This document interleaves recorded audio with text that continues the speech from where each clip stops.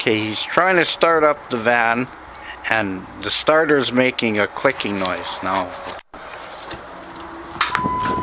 Okay.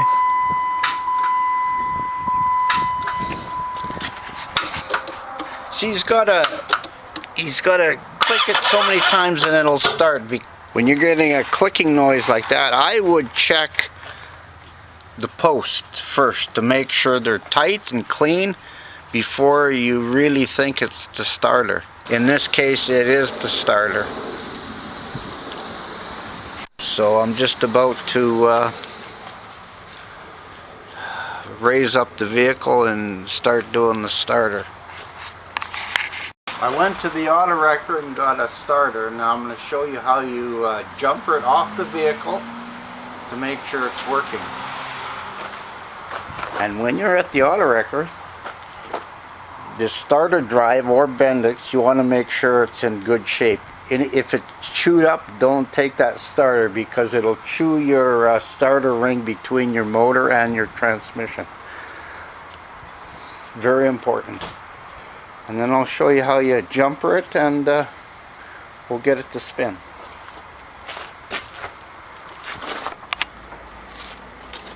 As you see, I left the lead wire on, but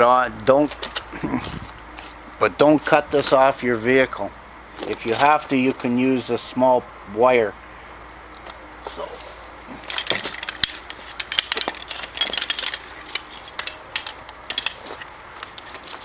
connect it on the battery first.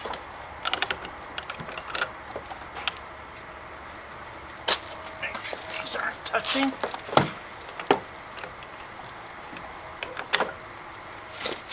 Okay, here and plus right there.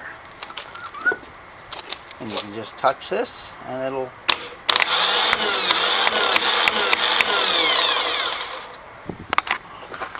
first thing to do when we're changing starters is you disconnect the battery. I'm going to go for the plus side. And disconnect the post. Got the 13mm, which is for the first nut right there, which is part of it is your ground. So you go in from the top. Got the socket on it. Now a lot of people are saying they haven't got enough room to break the nut free, but I'll show you. You just put a pipe on it. Here, it's recording. I just got a wheel wrench. I found that at the auto wrecker.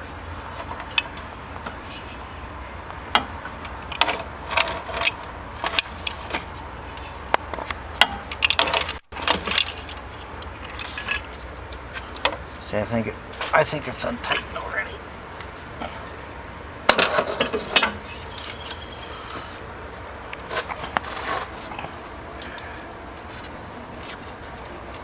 I've got the nut off.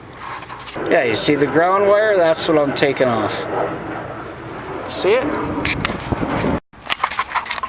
Okay, these are the two ground wires I've taken off. See, two of them? Now this is where you need your 15mm deep socket because you go in behind, you go right there on the thread and there's a 15. That's the first nut for your starter on the top.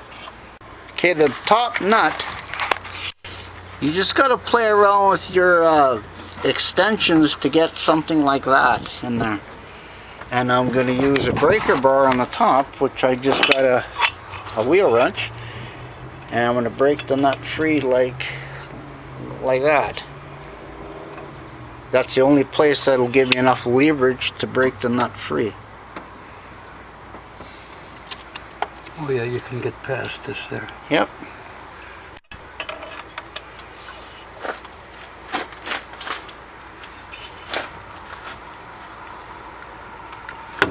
I'm just breaking free the nut.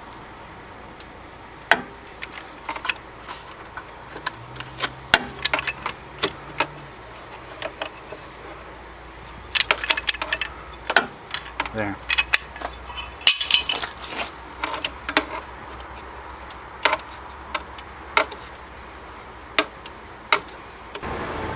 See, it sits there like that, and you got the ground wires in between, and that's why you need a deep extension to go over this like that. Okay. I'm going to show you on this starter instead of crawling underneath with the camera. This is your main power, 13 millimeter. Now we're going to try to get the clip off here.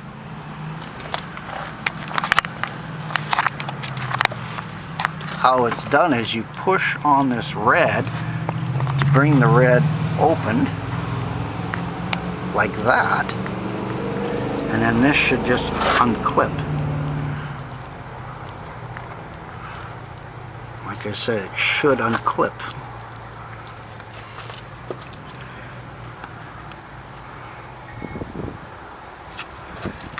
Maybe yeah, you see this little black piece here, you push it in with your fingers and it'll come off. See that? That's easier to show you up here than it is down below. Okay, I've got the solenoid clip off, and I'm just working at the main wire for the starter, which is this connection's right here. This one.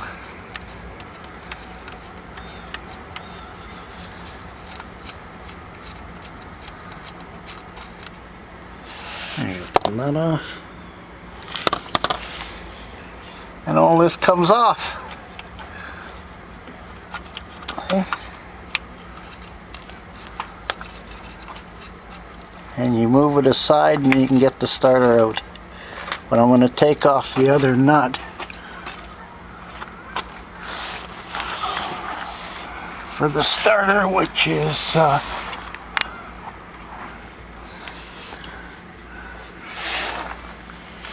this nut right there. So I got the socket wrench on there. Now I'm just going to use the breaker bar on the end and break it free. These wires, you want to push them off to the side to get that starter out. Trying to. There. And then you just wiggle the starter out. This tin plate, it can only fit on one way because it doesn't line up. It goes this way.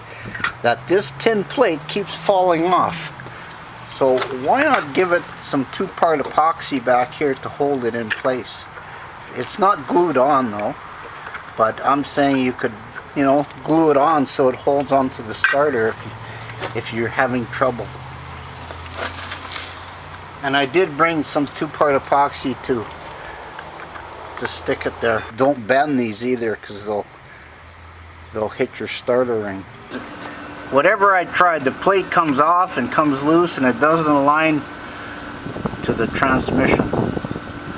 So I'm just going to try the epoxy.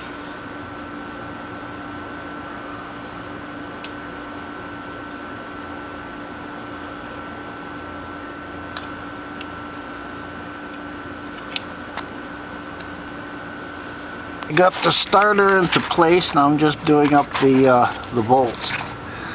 I'm doing the one from underneath, tighten them in sequence.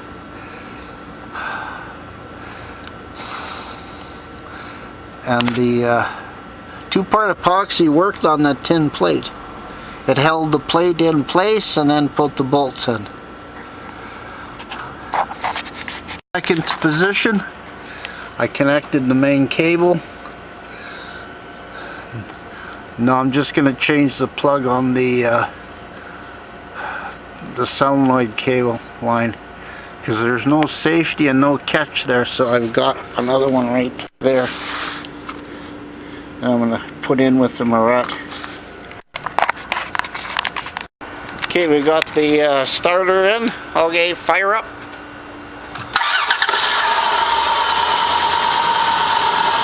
Working.